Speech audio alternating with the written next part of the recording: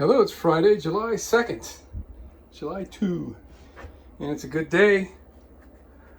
Getting ready for the holiday, and my daughter's big surprise. All right, so check it out. We're connected. We're running. I'm going to remake this lid because it's got holes in it that I don't need and it bugs me.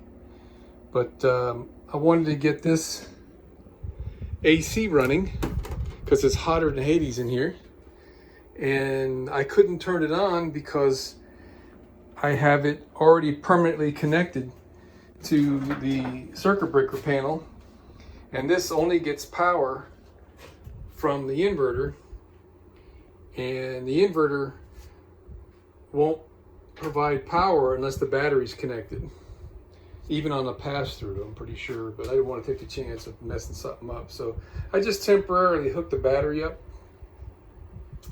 and I went outside and plugged in a power cord to the feed. So a little while ago, this was on bulk charging, and it no longer is. And I didn't pop a breaker. I don't know why it's not charging. That's interesting. I guess it doesn't charge at the same time it's running. I don't know, carrying a load or something. I'm not sure what's going on here, but a few minutes ago it was on bulk. Inverter on and flashing. There's something about that. I don't know what it is, but hey, we'll learn. But for now, I'm happy I got some cool air coming in, at least for a while. Cool off this back half of the bus, and then we're going to focus on this wiring mess here.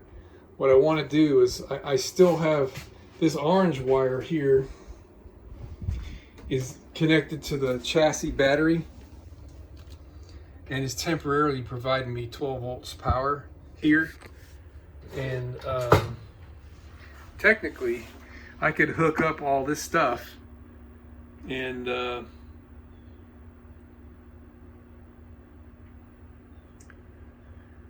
start charging my chassis battery through this lead here. This is 24. This is connected to 24 volts, and it goes up to a charger up there by the battery, and then we could be switched over completely. But I'm just not quite ready. I got a new BMS coming. I probably mentioned that 100 times. And it's going to be here Tuesday. And so I really don't want to like do a whole bunch of work to this and undo it next week just because I can, right? God, this is so neat. All right, so what I need to do is figure out a way to support all this up there, because there really isn't anything supporting it, and I want to leave myself some slack in case I screw something up. I'll have a way to survive without having to replace a whole wire or splicing it, which I would hate to do that. But now that's gonna be my number one task, is connect something up there somehow so we're not hanging and pulling on the wires, and give myself some slack. So let's figure out how to do that. I have an idea. It should not be that hard. All right, so I figured out what's going on here. I did a Google search on multi-plus indicator lights. So what this means, mains is on, so we've got 120 volts, which that's pretty obvious, but the blinking inverter on means that there's more power coming out of the battery than the mains can provide. And that's perfect because I set my mains limit to, I think it was 5 amps, just so I don't like pop any breakers and stuff. And when I was doing some testing in the house, I was overloading my extension cord. So this is perfect. It's working exactly how it's supposed to. If I were to shut the AC off, I'm sure what'll happen is it'll stop blinking on the inverter on, and it'll go back to charging mode. It can't charge now because it's maxing out my 5 amp mains power supply. So that's so cool, man. All right, so now that I got that figured out, we're gonna get back to work. Hey, check it out, man.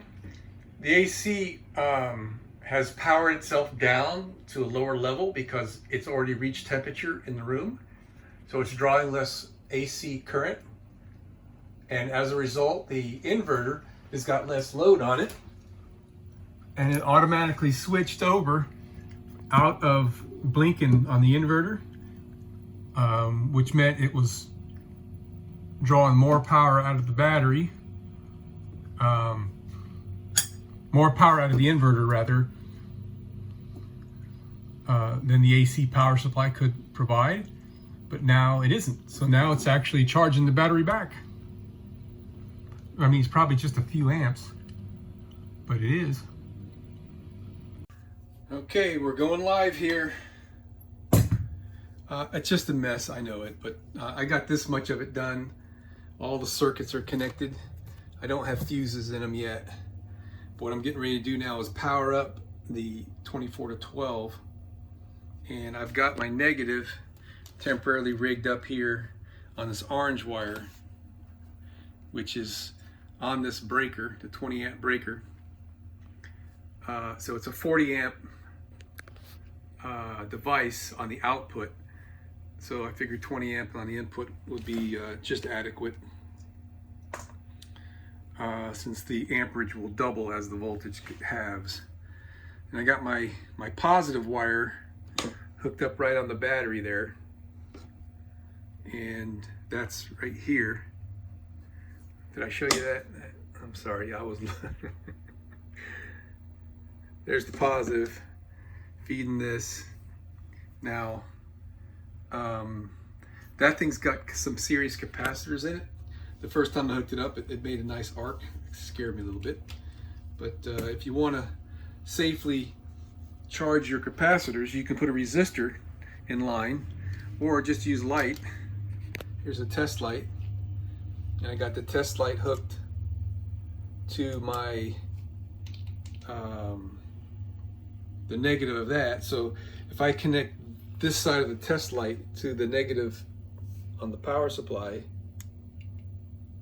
there, the capacitors are charged. If I wait a little bit, they'll drain. There, you see the light come on just a little bit? So now I can hook this to there with no spark. So now we should have 12 volts here. And looks like we do. All right, then, we got some power. And we've got this guy getting power from 120 volts outside, so that'll keep my battery up. We're getting close to being real here. So now what we're gonna do, we're gonna take, I got, what is that, a 15 amp fuse there? All right, I'm gonna one at a time plug this in and see. All right, no lights came on. All my light switches are on. I'm trying to identify which are the light circuits. There we go. All right, so the lights are, if I remember correctly, in 2 zones, the back half and the front half. So there's the back half. And all right, let me get some, open up my little here. I think a 10 amp would be more than adequate. That's 20, 15, 30. What do we got here? This is a 2 amp. I wonder if it'll blow a 2 amp fuse. I think it's pulling about 2 amps, if I remember right. What I should do is put an ammeter in the circuit and see what it's really pulling. But I'm not going to be able to get that big thing underneath this blue wire without upsetting all this here. So what I think what I'm going to do is make a little jumper wire with this size pins and plug the jumper in there, so then I can just read. Oh, you know what? I've got one of these that I soldered wire on the little tips just for doing this. Let me go find that. I couldn't find it, but anyway, it's a nice trick if you guys are interested. Is what you do is you solder a wire on the little tang right there and right there, 2 different wires, and then you purposely blow the fuse, and that gives you a way of plugging in to the fuse panel and not damage the slots. You're using the exact size little spades that go up in the holes there, and then you can connect those 2 wires to other things for diagnosing stuff, like connect them together to bypass the fuse. And like what I was doing here, I just took a jumper wire and I was reading the amps by jumping from the screw to the positive. So this one, this circuit is about 3/4 of an amp for the backlights, and this one was like an 1.25 amps. So I put a 3 amp fuse here and a 2 amp fuse there. So we have lights, and we're no longer running off the chassis battery. That was my main goal for today, so that way we can still have lighting. And that was kind of a big deal here, to make that little transition, to be able to power the bus off of this battery now. So this orange wire right now is hot from the chassis battery, and that's a temporary connection up in the front that I need to disconnect because I no longer need. Now I'm going to do is take and make a temporary connection on this wire to my 24-volt power supply, and that'll be my chassis battery charger. So let's see if we can do that. Check it out. This is really interesting. The inverter shut itself off. We're still charging, but we still have 120 volts.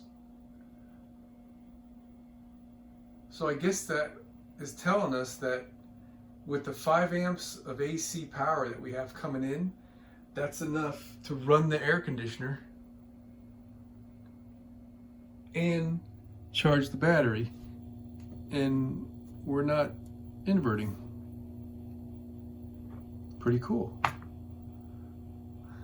So I only got the one air conditioner hooked up to this house power right now. The other air conditioner is still running off of 120 volts direct from the outside. So it's starting to take shape. There's going to be another breaker that looks like this one. Going to go in this hole, except it's going to be, I think it's 120 amps. And that's going to be for my solar power charging circuit. Right now we've got this 20 amp breaker connected to my Orion 24 to 12, and we've got the 10 amp breaker hooked up to my chassis battery charger, which, by the way, I need to connect with my Victron Connect app and see what's happening with that. I wish I had that ability to share those videos with you, but I don't know how to do that. But anyway, now that we got AC power or DC power running off back here, this is like changing everything for me now. So that gives me the ability to firstly open this panel back up and disconnect that wire that was pulling 12 volts from my chassis, which is, there's a wire temporarily running up here over there. It's right here somewhere. I guess it's this. Yeah, that's the one. See, it's got the orange wire in it and the white.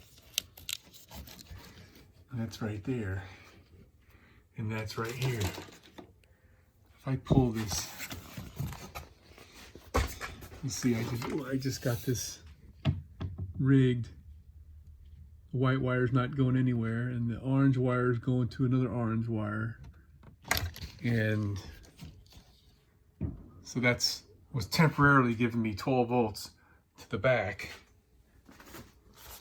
just so I could have all my lights working. This, instead of going that way, it's going to go down right here, and we're going to have a 12 volt power port right there.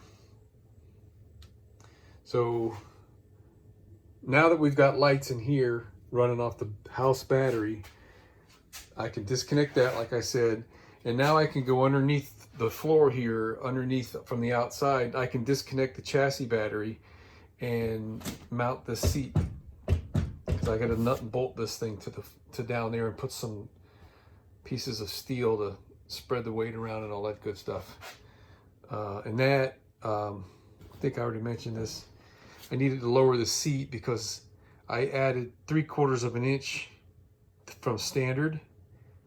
The original bus had just 3/4 of an inch plywood on here, or maybe it was like 5/8, I think, plywood on the floor. I've got 3/4 of an inch plywood, and I've got 3/4 of an inch insulation. So I raised the seat by 3/4 of an inch, or maybe an inch, whatever, which is not that much, but I think it was a little bit too high to begin with, because when I lowered this seat low enough to be comfortable for me with the suspension that the seat has, I was bottoming out a lot. So I removed this, which is about, I don't know, 2 inches or so high, maybe 2.5 inches high, and now the seat feels like it's the absolute perfect height. If I air it up, it still goes too high. So there you have it, right? So I just gotta bolt this thing down and re-put my seat belts back, and then we'll be done with this. And that's a big job, to go down there and take the batteries out, and then there's a plastic cover that goes over the batteries. It's a lot of work. That's going to be like a day's work probably to do the seat. So it's going to take me until like 2 weeks before I can get back on the bus. Oh, feels great. Now I no longer need to leave this thing connected to the bus. This has been a fabulous freaking battery charger. Schumacher. If you guys are ever interested in one, this thing has been connected to the bus for like 2 years, and it's worked flawlessly to keep it alive. I kept it under here.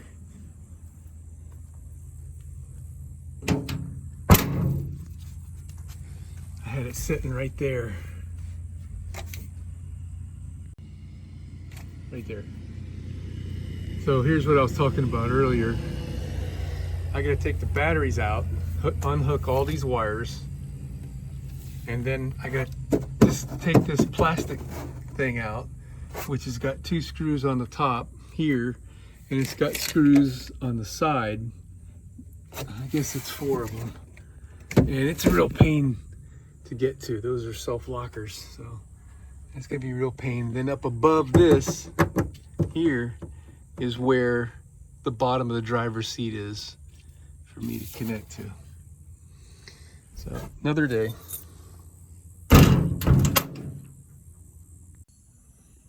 And so here's the reason why I have my Victron inverter limited to 5 amps. I've just got this spindly yellow cord here. I don't know, it's like a 16 gauge wire. And that's what's connected to my power port here for now, because that's all I've got. All right, so what we're gonna have soon, we're gonna have a nice big heavy wire on here, and then we'll be able to run both air conditioners and everything else. So this is the rear air conditioner. It's fully connected now. I don't know, I just got my arm poked in there. I really can't see what I'm pointing at here, but all the wires are connected to this thing like it's a done deal. There it is right there.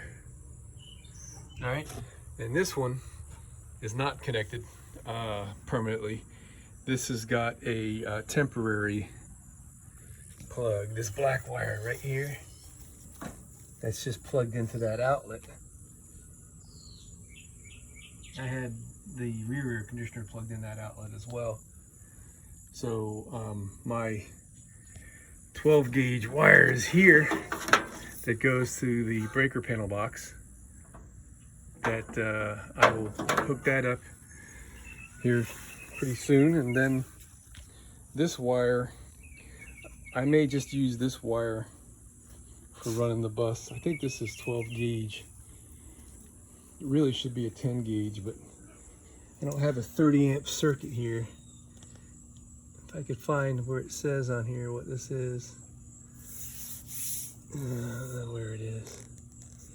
It might not be visible anymore. Pretty sure this is a, there we go. Yeah, right there, 12.3. Pretty sure that's what that says. Yeah, it's a 12 gauge wire. I just took a closer look. And I've been living with the 12 gauge wire here for probably a couple years. And it's on a 15 amp circuit plugged in right there. And that's not enough to run both air conditioners, but it's enough to run one air conditioner. It'll run both air conditioners for a little while, then it'll pop the breaker. So I know where I am. And now that I've got the battery working and the limit on the current, I could limit the current to like 12 amps or something and run both air conditioners using a little bit of power juice until they throttle back. And fabulous, man. We're really making progress. It feels great. Been so long, it seems like I've been stagnant.